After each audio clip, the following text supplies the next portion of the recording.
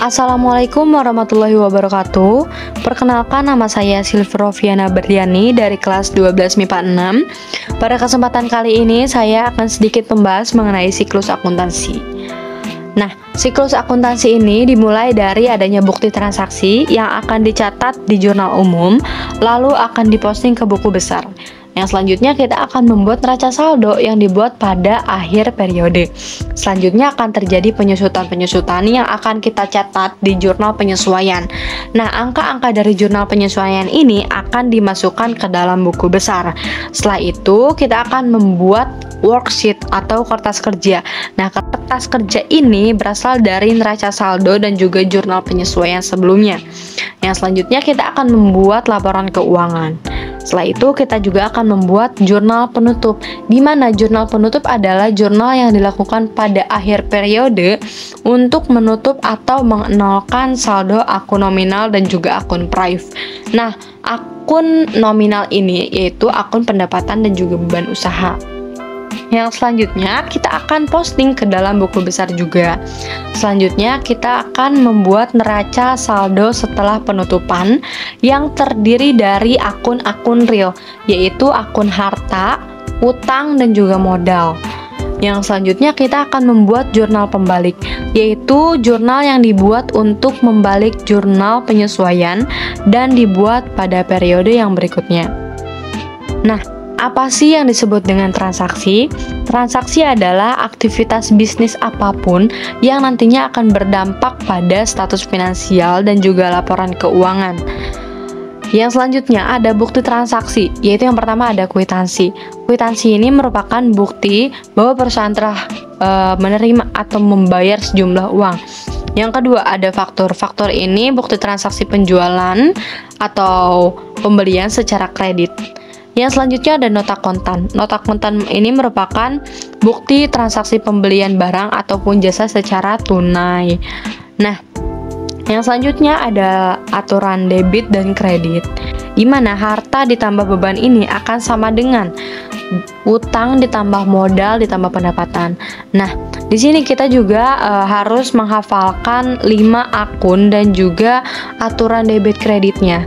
Di mana yang pertama ada harta, ketika bertambah itu akan didebit dan ketika berkurang akan dikredit. Yang kedua, utang, ketika bertambah akan dikredit dan ketika berkurang akan didebit. Nah, yang ketiga ada modal, ketika bertambah akan dikredit dan ketika berkurang akan didebit. Yang keempat ada pendapatan, ketika bertambah akan dikredit dan ketika berkurang akan didebit.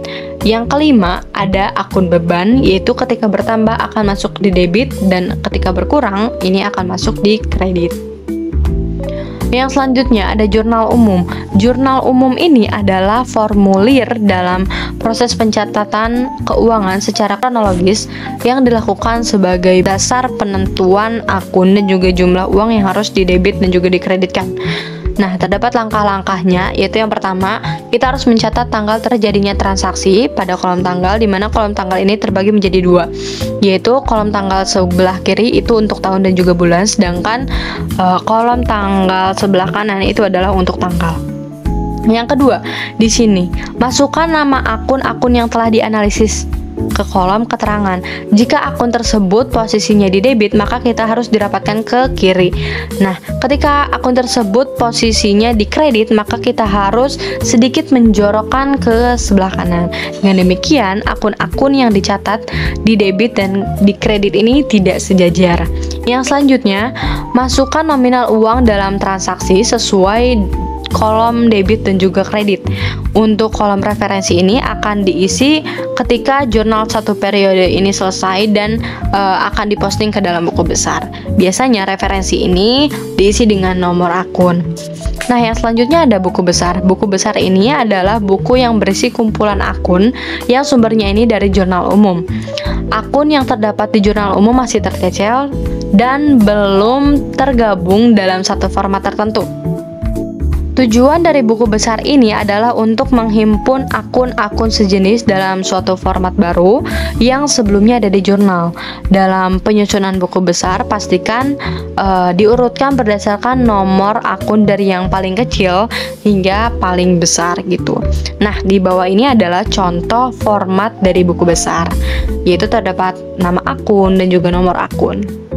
Nah, yang selanjutnya aplikasi posting ke buku besar, dari jurnal umum ke buku besar. Dapat dilihat di video ini ya. Nah, yang selanjutnya ada neraca saldo. Neraca saldo adalah daftar yang memuat saldo dari akun-akun yang terdapat di buku besar. Jadi, kita hanya mengambil saldo terakhir dari buku besar setiap akun ke neraca saldo. Dan di sini saya lampirkan contoh dari neraca saldo. Baik, yang selanjutnya ada contoh soal. Nah, untuk membaca contoh soal ini boleh di pause dulu ya videonya.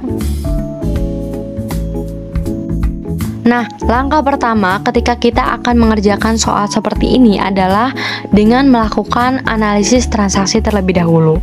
Dimana contoh pada tanggal 1 diterima berkas piutang dari toko Kemala sebanyak 20.000. Nah, berarti di sini kas kita akan bertambah sebanyak 20.000 dan akan masuk ke dalam debit. Dan piutang ini akan berkurang sebanyak 20.000 dan akan dimasukkan ke dalam kredit. Pada tanggal 2 dibayar utang perkas pada toko Raja Bintang sebanyak 18.000. Nah, berarti kan utang kita ini akan berkurang sebanyak 18.000 dan akan dimasukkan ke dalam debit. Dan juga kas kita akan berkurang sebanyak 18.000 dan akan dimasukkan ke dalam kredit. Ini adalah analisis lebih lengkapnya. Bisa teman-teman lihat aja. Dan bisa disesuaikan kalau teman-teman juga mengerjakan ini. Nah, setelah kita melakukan analisis transaksi, selanjutnya kita akan catat ke dalam jurnal umum. Nah, contoh pada tanggal 1 Desember, yaitu kas bertambah ini masuknya di debit. Seperti yang saya katakan tadi bahwa jika akun tersebut di debit, maka akan dijorokkan ke kiri. Nah, pada jurnal umum yang ini pada tanggal 1 sudah menjorok ke kiri. Dan untuk piutang ini masuknya ke kredit, jadi kita agak menjorok ke sebelah kanan dan kita masukkan nominal uang sesuai dengan debit dan juga kredit yang terdapat di analisis transaksi. Nah, kolom referensi ini akan kita isi setelah kita memposting jurnal umum ini ke dalam buku besar. Karena saya belum diposting ke dalam buku besar, jadi kolom referensi ini tidak saya isi. Namun, pada kolom referensi diisi dengan nomor akun. Misal pada kas itu diisi dengan nomor 111. Oke, next. Setelah kita selesai mencatat semua analisis transaksi ini ke dalam jurnal umum, kita jumlahkan seluruh transaksi yang ada di debit dan juga ada di kredit. Nah, ketika jumlahnya sama atau balance, berarti soal yang kalian kerjakan itu sudah betul. Baik, sekian video dari saya. Mohon maaf apabila terdapat kesalahan. Semoga bermanfaat. Wabillahi taufiq wal hidayah. Wassalamualaikum warahmatullahi wabarakatuh.